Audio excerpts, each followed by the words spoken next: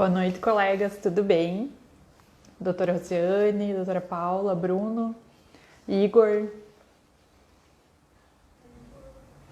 Obrigada, sempre me prestigiando. Doutora Jamila também, boa noite. Rose.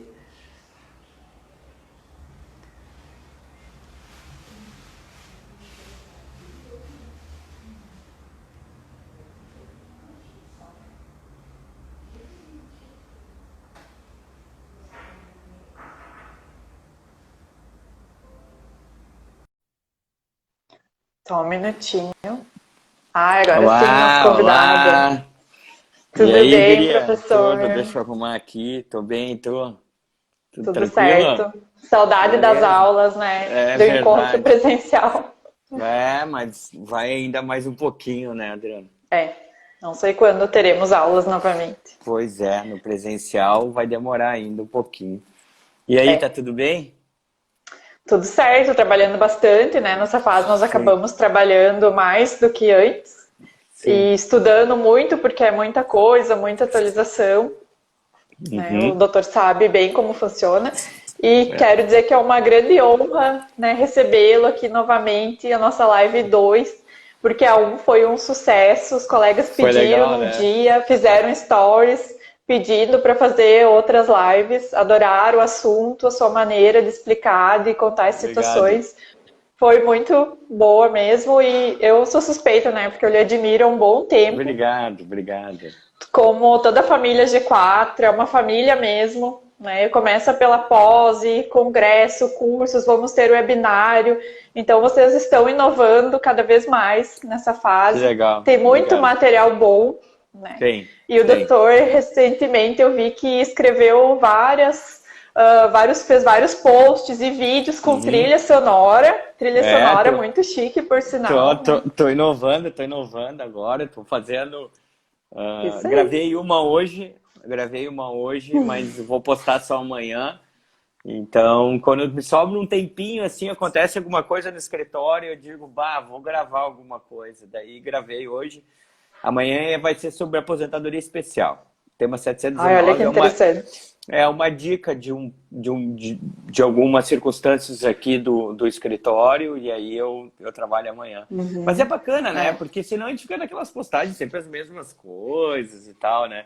Então eu tento é. mudar um pouquinho. Eu gosto de jazz, então eu ponho uma música de jazz. Até poderia botar um rock and roll, mas aí talvez a música de fundo, né, atrapalhasse um pouquinho, mas então eu coloco. O Bruno comentou ali, o Bruno, tu tá É. fazendo sacanagem com a minha poltrona, cara.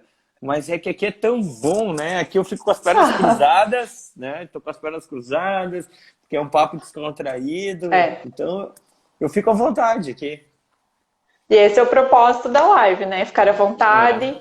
Olha, Uhum, ele uhum. está trabalhando em É, casa Bruno. no escritório. Não, cara, eu fui no escritório uma vez só para buscar um livro, porque eu escrevi um artigo, vai ser publicado agora em agosto, final de agosto, um livro que é coordenado pelo Marcos Serral Júnior e com o Rodrigo Sodero, e é prefaciado pelo ministro Napoleão Nunes Maia Filho. Escrevi um artigo nesse livro, e então eu tive que ir lá para o escritório buscar material. Fora isso, eu não fui mais. Fui a Porto Alegre ontem, mas nem passei do escritório. Estou trabalhando em casa, as gurias estão em casa também.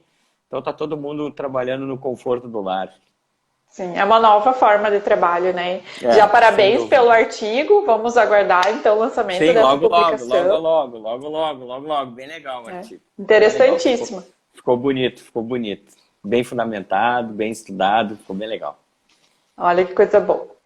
Então, para nós conversarmos, Vamos né? lá. Essa semana, recentemente foram publicados 3 vídeos muito Uhum. interessantes sobre o direito de família. E a Vamos gente lá. poderia comentar um pouquinho Vamos, de cada vamos. um, professor. O que o senhor acha? Vamos lá, Um que vamos me lá. chamou a atenção, que eu achei muito interessante, foi aquele que tirou o sobrenome, tem direito à pensão Tá. por morte. E É. sabe por que me chamou a atenção, professor? Ah. Porque uma das primeiras ações que eu fiz quando eu comecei a advogar era de uma menina que ela trocou o nome dela, porque Uhum. ela sempre se identificou por outro nome, desde criança. E quem tinha Uhum. escolhido o nome dela foi o pai.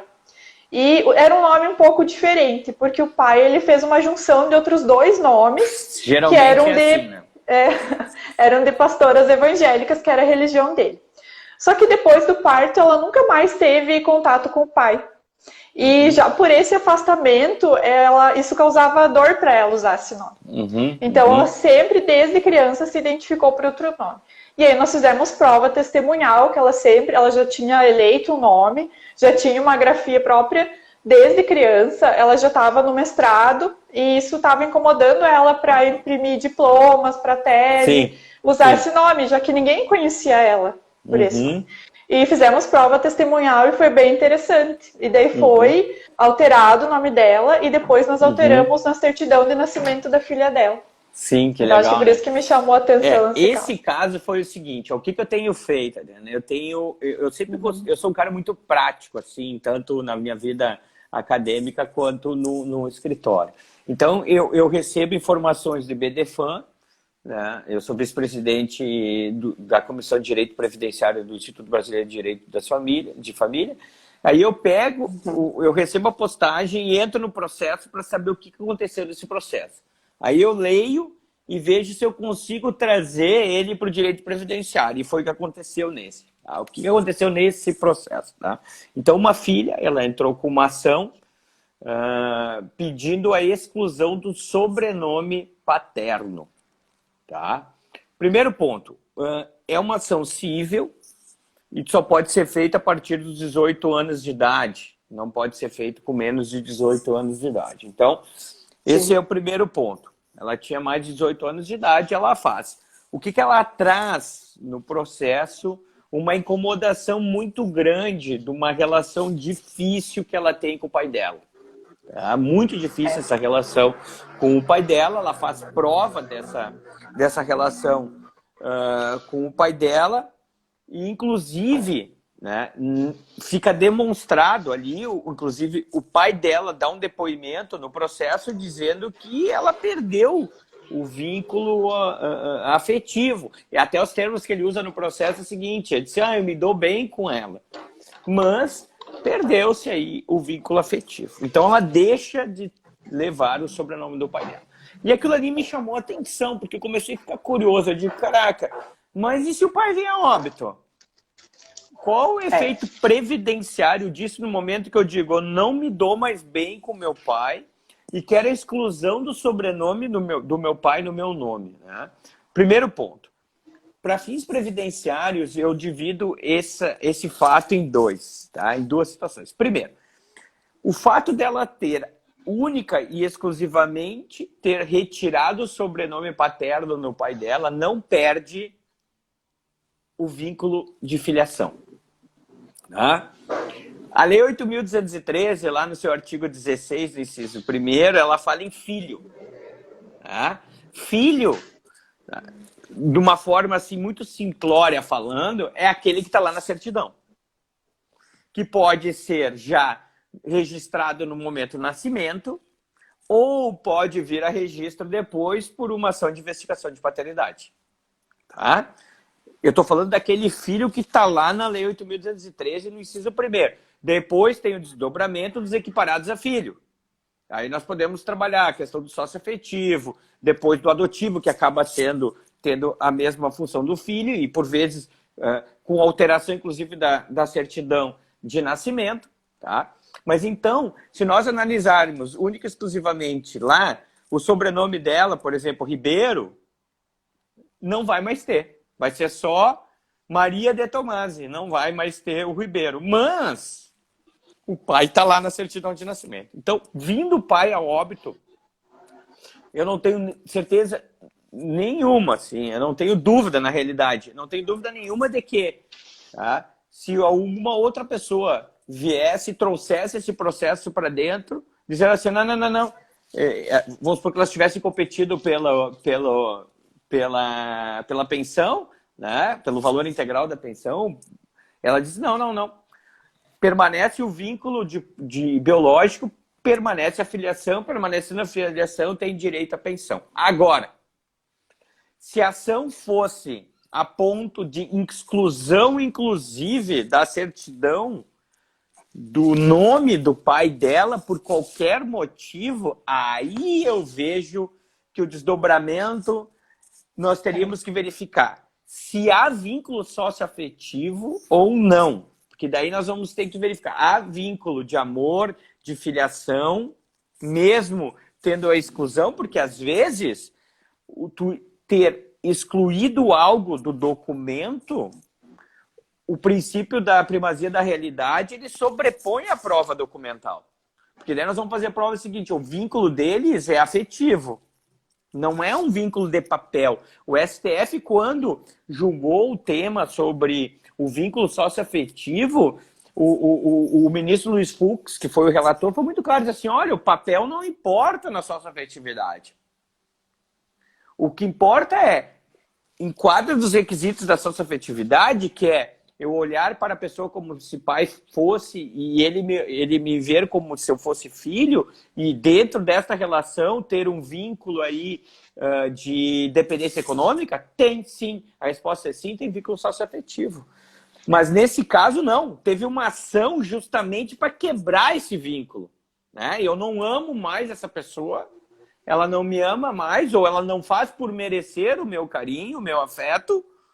Né? E por uma circunstância muito forte, eu não quero mais essa pessoa na minha vida.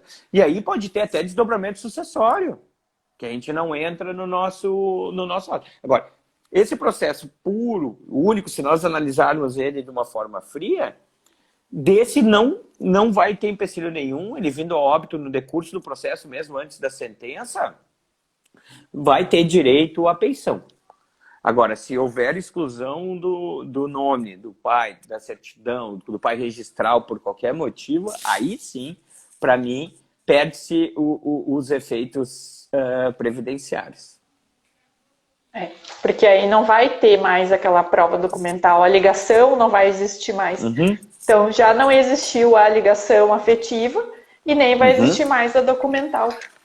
E é muito importante, porque hoje, no direito de família moderno, que é o que nós estamos tentando fazer com o direito previdenciário, é modernizar a forma de ver o direito previdenciário, o que é muito difícil, né? Modernizar o direito previdenciário é tentar trazer esses conceitos para dentro do processo, né? Eu tenho certeza que muitos jamais tinham pensado, caraca, mas como é que vai ficar essa questão do sobrenome, né? Ela é filha de ninguém? Não, ela não é filha de chocadeira. Não é filha de chocadeira. Ela tem pai e tem mãe. Né? Mesmo que esse vínculo se perdeu. Às vezes os filhos não se dão bem com os pais. Né? E os fatores impeditivos para o recebimento da pensão por morte estão lá na lei. Né? É homicídio, e tem que ser trânsito em julgado. Tem a questão da simulação ou da fraude da união estável. Salvo isso, o fato de eu me dar bem, de não ter uma relação boa com meu pai e com a minha mãe, não impede de eu receber a minha pensão deles.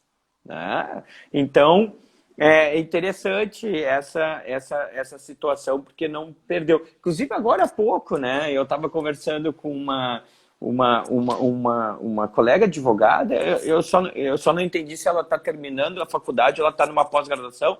Ela me procurou para ver se eu tinha algum material sobre uma tese que a gente vem trabalhando, inclusive eu adiantei na nossa primeira live, que é a questão do não recebimento da pensão por morte no caso de abandono afetivo, né, que é algo que a lei não traz isso. Ela não diz que o abandono afetivo ele é fato impeditivo para o recebimento de pensão por morte. É verdade. Não há nenhuma menção. Nada, zero. E é algo que eu venho estudando em relação a isso e acho extremamente defensável essa situação, né? Mas, em relação a esse caso, para mim, a resolução é essa. E olha que interessante, professor, que eu vi outro dia se comentar numa live. Porque se, no caso do cônjuge, da exclusão da pensão por morte.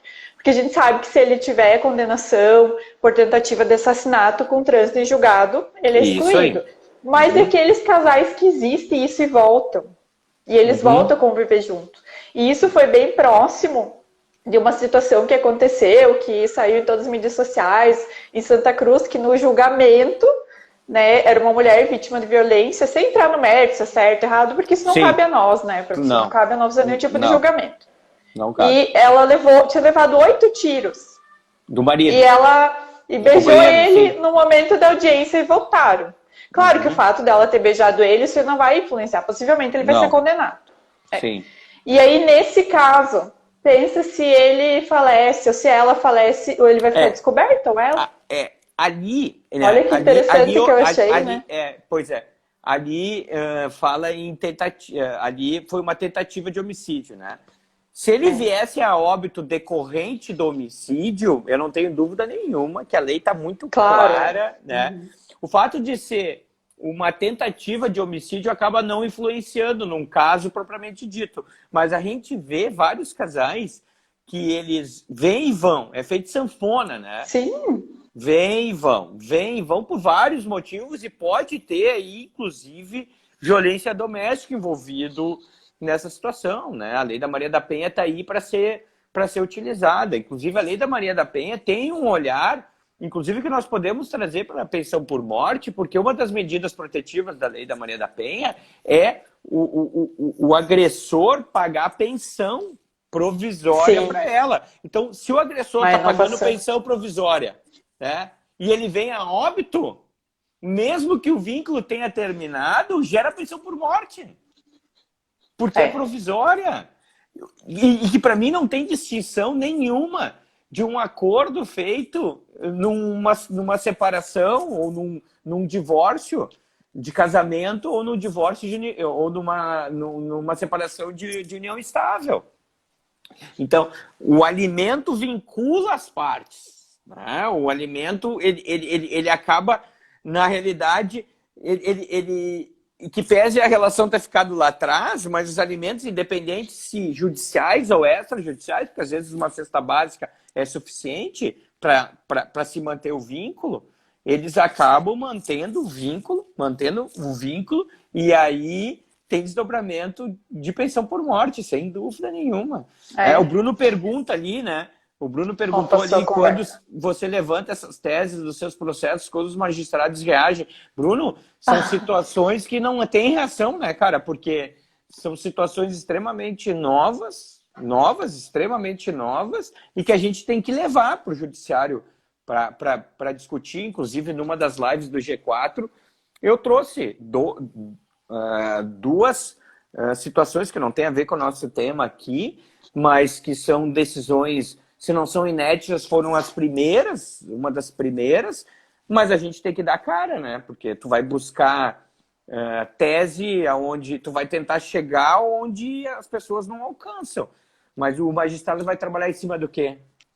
Do que tu trouxer na tua inicial, cara. Então, a gente tem que mostrar para eles que o mundo não fica em torno do 8.213, que há convenções internacionais, que há... Estatuto do Idoso, Estatuto da Criança, do Adolescente para a gente trazer. Nós podemos trabalhar com outras leis aí totalmente esparsas para a gente defender aquilo que o nosso cliente necessita. Né? Mas é tudo novo, às vezes eu acho que também na capital, se acontece uma situação assim, talvez as pessoas não percebam tanto, mas no interior acontece muito e a gente ouve muito disso. Eu tenho um colega que eu tenho uma parceria que ele trabalha só com crimes, né? E um dia eu fui no escritório dele, ele estava trabalhando num processo que era a esposa, né, o marido, e eles brigaram, os dois eram policiais, e a mulher atirou no marido, em casa. Então, isso pode acontecer. Né? É bem possível que aconteça. Pode. Ele estava trabalhando nesse caso. Ainda mais nesse período de pandemia, que tem aumentado a violência doméstica muito alto, tem aumentado os feminicídios em torno de 400%. Sempre que eu fiz uma live aí faz alguns meses, 1 mês e pouco, 2 meses na OAB de Caxias, eu trabalhei só a questão da violência doméstica. Então, tá bem difícil, e tem um desdobramento previdenciário gigantesco a questão da violência doméstica. Porque depois o INSS também pode cobrar do agressor. São inúmeras situações que podem ser levantadas. Ele pode cobrar do agressor. A Lei da Maria da Penha determina que o Ministério da Saúde, o SUS, peça reembolso do quanto foi gasto em relação àquela vítima, e o INSS, ação regressiva, né? A alteração agora do 8.000, da MP 871 em relação a todos os embolsos aí de benefício por incapacidade, por exemplo. Olha que interessante. Até falando da violência doméstica, né, gostaria de comentar que não faz muito que eu aderi àquela campanha do X na mão e tirei uma foto. Sim, eu vi. Passou 2 dias, as meninas lá que estão liderando a campanha me mandaram uma notícia que uma moça entrou numa farmácia e fez o X na mão e chamaram a polícia, ela estava sofrendo violência doméstica. Eu pensei, olha que interessante, né? Parece um ato pequeno, mas incentiva as mulheres. Muito, muito. A gente não tem noção, Adriana, por vezes, do poder da nossa palavra, né? Aqui, conversando com os colegas, pode ser que desperte em algum momento alguma situação importante. Então, o poder da palavra é uma arma, assim, fantástica, né?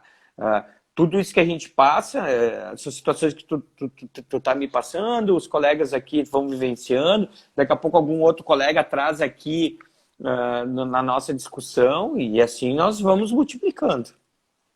Claro, né? São muitos assuntos interessantes. Claro, claro. Vamos pro segundo. Qual que é o segundo caso? Salário maternidade na relação homoafetiva. Bem legal essa, né? Eu, a semana passada, eu estava conversando com uma colega advogada e ela disse, Anderson, olha o que eu li e tal, né? Daí ela pega e me manda o link, né, de uma reportagem da Zero Hora, agora do dia 17 de julho, que fala sobre a possibilidade, então, como é que ficaria o salário maternidade numa relação afetiva? Vamos lá, então. No caso de uma relação afetiva, por óbvio, né? A maternidade, caso não seja por adoção, ela vem por uma reprodução assistida, tá? A reprodução assistida, e é bom a gente fazer essa introdução, ela pode ser homóloga ou heteróloga. A reprodução assistida homóloga é quando é utilizado o material genético de ao menos um das duas pessoas, tá? No caso ali, foi utilizado o óvulo, né? O material genético de uma delas, que não foi a gestante. Tá? Então, buscou-se lá, eu não sei se foi doação ou não, né? do espermatozoide masculino, foi lá, faz o experimento em uma delas, que não foi a que gestou. Então, o material genético de uma delas foi implantado na outra, e aí essa mulher engravida. Beleza. Essa mulher engravida, e lá pelas tantas, assim, cara, eu não consigo, né, me afastar do meu trabalho por várias circunstâncias. E eu não vou poder receber, então, ou não quero receber o salário maternidade. Porque, lembrando, o salário maternidade tem direito a receber quem se afasta do trabalho. Quem não se afastar do trabalho não tem direito ao salário maternidade. Tá? Então, ela chega lá e diz assim, tá, e agora o que eu vou fazer? Eu não vou me afastar do trabalho e eu tenho direito ao salário maternidade. Salário maternidade, a mulher tem direito a 120 dias, a 180, né? 180... Tem alguns regimes próprios que já estão dando 180 e alguns regimes gerais, algumas empresas que aderiram a algum plano especial, ela acaba... A mãe acaba tendo direito aos 180 dias. Tá? O homem tem direito a um salário paternidade minúsculo, né, que vai até 20 dias. Primeiro, né, o salário maternidade está errado o nome porque não é para a mãe. Né? A função do salário maternidade, isso é importante a gente ter em mente, a importância do salário deveria ser salário natalidade. Natalidade, salário, ficaria mais adequado. Totalmente, né? Ou salário parental, ou salário, sei lá, né? Por quê? Porque o salário maternidade não... E até eu brinco no vídeo, digo, a mãe não está tirando férias. É verdade.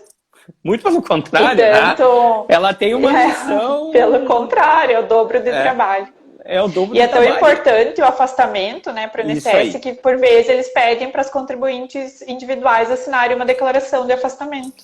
Já tive casos que pediram. Tanto que o salário maternidade tem desconto de INSS, ele conta como tempo de contribuição. Claro. Tá? Porque mantém-se o vínculo da mãe com o INSS. Mas a importância do afastamento da mãe, né, é para a criança. Por isso que houve o aumento de 120 para 180. Né? E até a minha irmã é psicóloga, e eu, quando eu comecei a estudar essa questão do salário maternidade, acho que faz mais de ano que eu conversei com ela sobre isso. Né? Eu disse, Nicole, me explica essa situação aí, né? Qual é a importância para a criança desse vínculo materno desses primeiros? Porque eu precisava entender por que 120 para 180. E aí tu começa a ler a respeito, o cheiro dos pais é algo fantástico, né? A criança precisa do leite materno, a criança precisa do envolvimento dos pais nesses primeiros meses. Bom, se uma mãe, por qualquer situação, não pode exercer essa função, e aí? O que nós vamos fazer? A criança vai ficar desabrigada, né? Por que não poder fazer a substituição, já que a legislação ainda não permite que ambos recebam, tá? E aí ela permite somente que um receba de uma forma longeva, né? E não aqueles 20 dias do pai. Tá certo que os pais geralmente não ajudam, né, Adriana? Eu madruga ajudo, sempre depende. a mãe. Sim, sim. Né? Porque sempre sobra. Mas é minoria, geralmente é a mãe, com certeza. Aí que tá. Então, seria importante também, de repente, se fazer uma alteração na legislação para aumentar o auxílio, o tempo que o pai fique auxiliando a mãe nesses. Mas nesse caso específico, dessa mãe específica, né? Ela não pode receber o salário de maternidade. Por que não? Dá oportunidade para outra que pode substituir ela naquele momento. Ah, mas Anderson, mas a mãe não vai poder amamentar? Sim, sim. Tu pega a criança, leva lá onde quer que a mãe esteja, ela amamenta e volta. Mas alguém vai ficar com essa criança naquele tempo, que a gente sabe, de 2 em 2 tem que amamentar, e troca a fralda, vai 20 fraldas por dia, e tem toda aquela confusão das crianças recém-nascidas. Que é essa a importância, né, pessoal? A personalidade começa a se formar aí. E por vezes a gente não pensa, né? E aí está o grande equívoco do advogado. Se a norma está ali, é por algum motivo. Não se cria uma aposentadoria especial, porque a aposentadoria especial é bacaninha. Porque há uma redução de tempo. Mas por que há a redução do tempo? Por que o agricultor se aposenta com 60 anos, o homem, e 55 a mulher? Tem motivo. E não é porque alguém um dia acordou e disse, vou dar uma colher de chá. Não, cara, tem um motivo para isso. Por que o salário de maternidade existe? Né? Por que é importante o afastamento da mãe? E nesse caso, a gente, no momento que nós vamos fazer a defesa dessa tese de que pode haver uma substituição de uma outra, não adianta dizer, porque é justo. Galera, vamos parar com o que é justo. Vamos ir lá na essência. Por que não trazer uma doutrina de psicologia para dentro de um processo de direito previdenciário? Por que não? Por que não trazer uma tese de doutorado para dentro de um direito previdenciário? Quer dizer, nós temos que fazer com que os caras pensem, né, numa relação afetiva, masculina. Tá? E o direito é interdisciplinar. Ele é ligado com outras áreas. Vamos pensar numa adoção. Um casal homoafetivo adota uma criança recém-nascida com 10 dias. E aí? Quem é que vai receber salário de maternidade aí? Vamos puxar ali no para o ímpar? Não vai ter direito porque é homem? Porque não amamenta? Daí um vai ter só 20 dias e o outro vai ter mais. E até que nem nós comentamos, às vezes o pai não ajuda também, porque no outro dia ele tem que trabalhar e a mãe pode ficar mais tempo. Então será que não seria melhor para a criança se os dois pudessem participar mais? Então é isso que nós temos que analisar. No caso do homem, como é que nós vamos fazer? Já que não tem amamentação. Né? Não tem amamentação. A desculpa não pode ser só a amamentação. Não é só a amamentação. A amamentação é importante, sim. Sim. Se possível, a mulher tem que amamentar o máximo que ela pode. Mas tem mulheres, mas aí a mulher não tem leite suficiente. Bom, então não vai ter direito de salário de maternidade? Claro que não, galera. É muito mais longe isso. É com longe. Certeza. E é isso que a gente tem que entender. É isso que a gente tem que entender quando a gente estuda qualquer coisa de direito previdenciário. Qualquer assunto. Vamos parar de ser preguiçosos, né? e ficar só em cima de 8.213, galera. É muito maior. Nós temos que saber, nós temos que entender por quê. Por que que isso está acontecendo? Por que que essa norma foi criada? Aonde nós queremos chegar? E é isso que eu cobro das gurias lá no escritório. Não pode ser cavalo de carga olhando só para frente. Vamos olhar para os lados, vamos olhar para o horizonte, vamos ver onde as pessoas não enxergam. Então, nesse caso, eu acho fantástico, porque o desdobramento dele, ele é muito mais extenso. Não é só uma substituição e tal. Isso faz com que nós passemos a pensar numa extensão de um salário natalidade para o pai. Pensemos numa situação, numa relação afetiva masculina, né? E vamos pensar agora numa outra situação. E isso não está nem cogitando, tá? Nós não estamos nem cogitando agora, né? E se fosse uma relação poliafetiva, quem é que tem direito a salário aí, maternidade?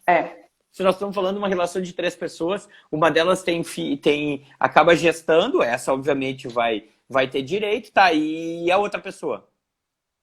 Quer dizer, para tu ver como a gente não está preparado para isso ainda, né?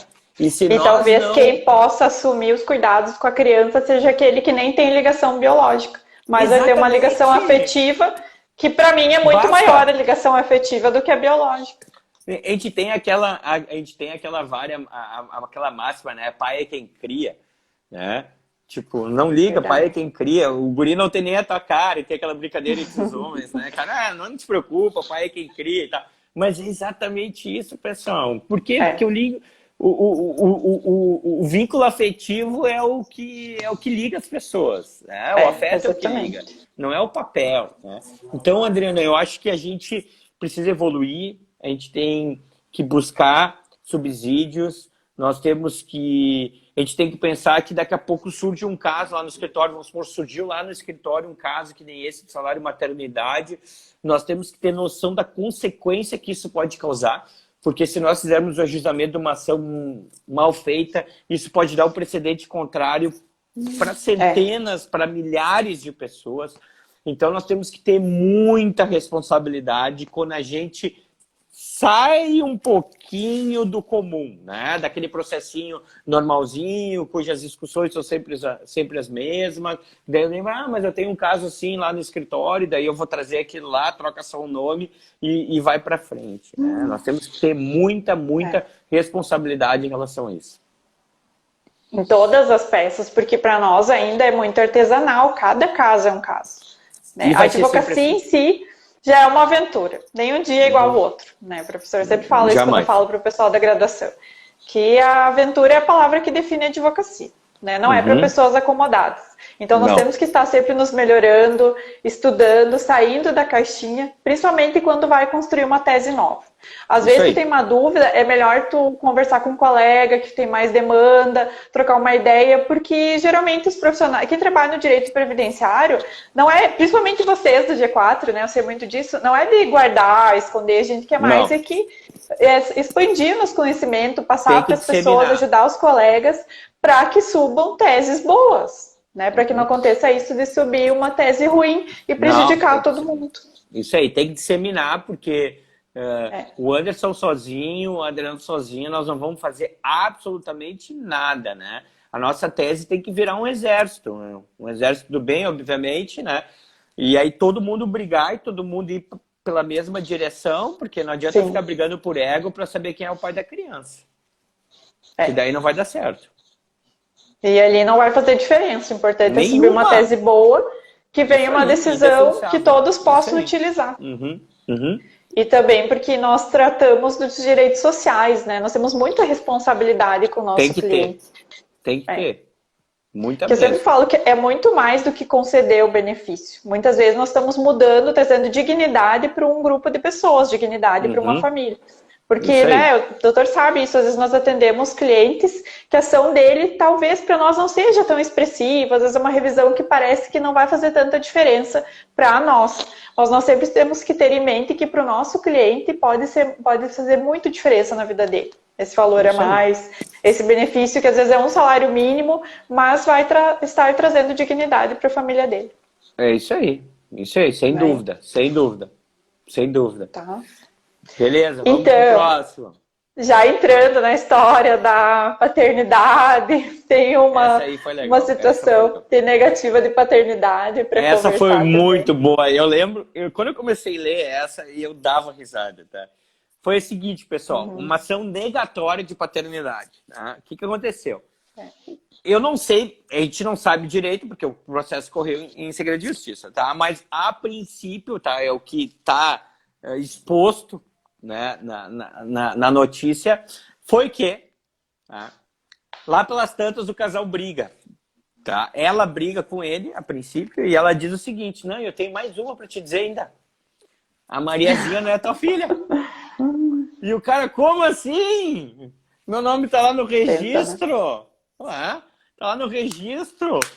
Quando nós nos conhecemos, meu filho, mas teve pulada de cerca aí, tá? E aí ele começa a olhar pra criança, né? E diga assim, porra, mas é verdade, já tem o olhinho puxado, nem se parece comigo mesmo, né, cara? Mas tudo bem. Lá pelas tantas o cara descobre, né? A criança com 2 anos, a mãe vem e dá esse tapa de luva na cara do cara, né? Diz, cara, não é tua essa criança. Feito o exame de DNA, meu querido, não é dele, cara. Ele não é o pai biológico. Mas aí, tá lá na certidão de nascimento o nome do cara. Né? E aí o cara indignado, né? Entra com ação negatória de paternidade se essa filha não é minha. E aí, chega lá na audiência, né? A juíza chega, o juiz chega e diz o seguinte: olha, cara, não é tua filha, mas, como é que fica essa situação? Feito avaliação psicológica, nesse caso, verifica-se que há um vínculo afetivo gigante entre eles, né? Tanto da criança com o pai e o pai com a criança, mesmo que ele não seja o pai biológico. Aqui nós podemos fazer vários desdobramentos. O primeiro deles, né? Nessa ação feita, terminado esse processo dessa ação de investigação de paternidade, o pai deixa de ser o biológico, tá? E ele pode ser excluído também como registral, tá? Mas ele pode permanecer na certidão como pai registral e ser incluído nessa situação, se a mãe souber quem é o pai, ela inclui o pai biológico. Então essa criança passa a ter um pai biológico e um pai registral sem problema nenhum. Isso, a lei permite que as crianças tenham mais de um pai ou mais de uma mãe no registro, tá? Bom, nós temos essa primeira situação aqui. Bom, nesse caso dele, vamos supor que ele é excluído aqui da certidão, tá? Ele não quero, ele fica com raiva da mulher, e aí, por essa situação, ele diz assim, ok, mas e o teu vínculo com a tua filha? Termina? Não termina.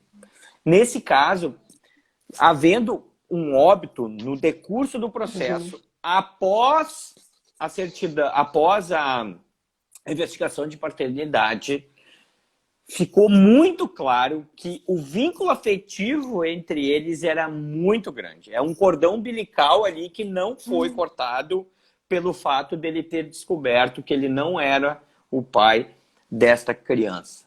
Tá? Então, ele vindo a óbito, essa criança permanece ainda com o direito à pensão por morte. Sem dúvida nenhuma, permanece o direito a ela à pensão por morte por causa do vínculo afetivo que ela tem. Ó, o Márcio Hartz, grande abraço, Márcio. Obrigada, doutor. Satisfação em ter conosco.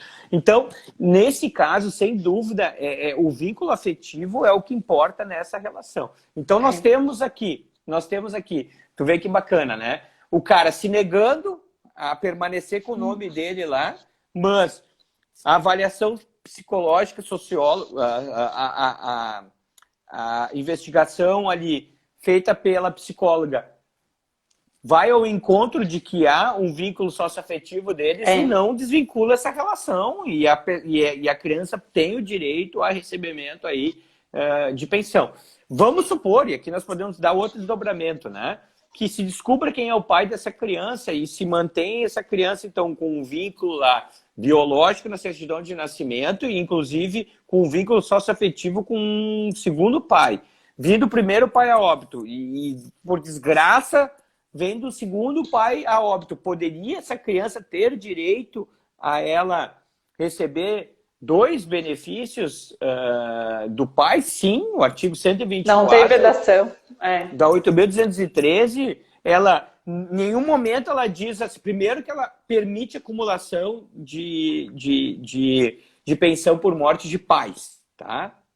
O que é vedado do companheiro com a companheira, vai ter que optar pelo mais alto, tá? Mas para pais, ele permite. E outra, em nenhum momento, no artigo 124 de 2213, ele diz assim, ó, tem que fazer uma opção, só pode receber de um pai e de uma mãe.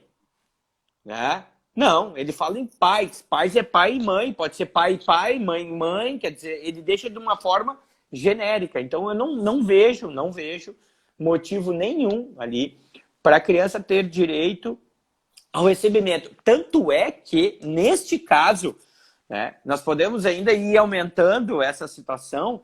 Quando a gente trabalha lá no parágrafo 4º do artigo 16, que fala que nos casos do inciso 1º, que seria os filhos, né, não econômica, o pai biológico, o pai registral é pai. Nesse caso, não precisa fazer prova de dependência econômica do pai biológico, do pai registral, mesmo que eles não vivam sobre o mesmo teto. Os 2 pais não vivem sob o mesmo teto. Né? Então, o pai biológico está lá, ele vive hoje com o pai registral, mas ele não perde o contato, ou até pode perder o contato com o pai biológico. Ele pode ter perdido o contato com o pai biológico. Se o pai biológico vem a óbito, ele está 5, 6 anos sem ver o pai biológico, ele tem direito à pensão. Porque não há necessidade de se fazer a prova do convívio familiar. Né? Então, são situações que a gente acaba tendo acesso. Não, mas olha, ele perdeu o vínculo. Não interessa, nesse caso, se houve a perda do vínculo do pai. Então, nessa ação negatória, pouco faz. Tem um livro, como é que nós estamos de tempo, Adriana? Porque da última vez a gente quase... tem uns minutinhos ainda, dá para falar. Só queria agradecer a presença da doutora Rayana, que é presidente da OB, da Comissão do Direito Previdenciário lá do Macapá. Olha que legal. Uma querida, fizemos live semana passada. A doutora Janaína também, que está contribuindo, que ela disse que já tem um caso da certidão que tem 2 pais, um biológico, um efetivo. Então, nós vimos muito acontecer essa situação de ir para a certidão dos 2 pais. Não há nenhum impedimento. Só que eu não tive nenhum caso ainda no INSS para saber qual seria a posição deles. Né? Eu não vejo o que eles vão argumentar. Com certeza vão achar alguma coisa para indeferir. Claro, mas no primeiro momento não consigo visualizar isso. Né? O que eles vão dizer. E aí, então, nessa situação aí, eu li um livro da Andréa Pachá, que é uma juíza estadual, e ela conta casos. Né? E aí, num deles, ela, depois de 10 anos, eu acho, a criança, o pai entra com uma ação negatória de paternidade, porque os amigos começaram a meter pilha nele. Começaram a dizer, cara, essa criança não tem nada a ver contigo. Nada a ver contigo. E lá pelas tantas, o cara, de tanto receber mensagem ali, ele resolve entrar com ação negatória. E aí a juíza, na audiência, pergunta para ele. Pergunta para a mulher primeiro, tu tem certeza de que esse filho é dele? E ela disse que não. Ela nunca tinha falado isso para ele. E ela fala na audiência, o cara já enlouqueceu, né? Disse assim, cara, e agora? Né? Como é que eu vou fazer? Olha. E aí a juíza pede para todo mundo sair da sala, fica só ele com ele e pergunta para ele, tá, o que vai mudar na tua vida, cara? Faz 10 anos que esse filho tá sob o teu teto, tu é o pai dele. Interessa se esse filho é teu biologicamente falando para a criança. Quer dizer, tu pode romper com a tua relação porque tu não admite a traição, porque essa relação não deu certo e agora é outra situação. Tu quer brigar, tu quer humilhar, sei lá o que tu quiser fazer, né? Mas na cabeça de uma criança de 10 anos, a partir de agora, tu perde o laço com ela por causa de uma relação, de um problema com a tua relação com a tua esposa, com o teu marido, não, né? E lá ela pede para ele pensar, e o cara vai para casa, pensa e tal, né? Volta e ela marca uma nova audiência e ele diz que não quer mais fazer, né? Então isso acontece, o pessoal acha que isso não, Anderson, isso aí é coisa da tua cabeça, tu tá inventando. Não, não, cara, não são casos concretos que podem acontecer. Então, o bacana dessa situação do desdobramento das famílias e dessa questão dessa negativa de paternidade é isso, cara, né? O que importa é o vínculo afetivo entre as partes, né? E é muito difícil, né? Porque assim, quando é que tu, na questão do vínculo afetivo, né? Como é que tu vai demonstrar, né, esse vínculo afetivo? É quando o pai e a mãe fazem as obrigações de pai e mãe, né? Levam para a escola, acompanham a criança, educam, alimentam ela, não deixam que essa criança falte absolutamente nada, mesmo nas situações mais carentes, né? Não falta absolutamente nada. Então, o vínculo de dependência econômica é intrínseco a isso. Salvo, e aí a jurisprudência traz essa situação, o pai biológico alimente ela financeiramente, de alguma forma, porque pode, né? Pode o pai biológico não ter perdido e fica com a consciência pesada e manda lá R$500 por mês, R$600 por mês e tal, ou R$1.000 por mês e que esse valor consiga sustentar a criança. Bom, aqui nós não temos, então, a dependência econômica do sócio afetivo, que é um dos requisitos. Tá? O sócio afetivo, para ter equiparação de filho, ele precisa ser visto como filho, né? Ter o afeto de filho, mas também ter a dependência econômica. Então, se não tiver uma dependência econômica, porque alguém está alimentando essa criança por qualquer motivo, aí nós não temos o vínculo socioafetivo. Aí não vai ter desdobramento previdenciário, né? Então essa seria a única diferenciação entre uma situação e a outra. Sim. Né? Então, professor, quero te agradecer mais uma vez, né, imensamente, por sempre estar disponível com esses temas tão atuais e transmitir essa paixão tão boa, né, quando fala, que a gente fica até emocionado, se envolve com a situação. Obrigado. Esse livro, né, que você comenta faz muito tempo, tá na minha lista. Eu só tenho outros que eu quero ler primeiro, mas esse tá na minha lista de próximas leituras. A Andréa Pachá é fantástica, eu acho que é uma leitura obrigatória para nós aí, que somos previdenciaristas. Muito obrigado, isso também nos faz criar mais empatia, né? Ou desenvolver mais esse lado humano que a gente usa muito no previdenciário. Porque é uma situação delicada, né? Pensa a pessoa saber na audiência, ouvir isso da mulher que não tinha certeza numa audiência. Então, olha, né? Com certeza, qualquer pessoa ficaria desestabilizado de ouvir isso. E ter que tomar uma decisão assim.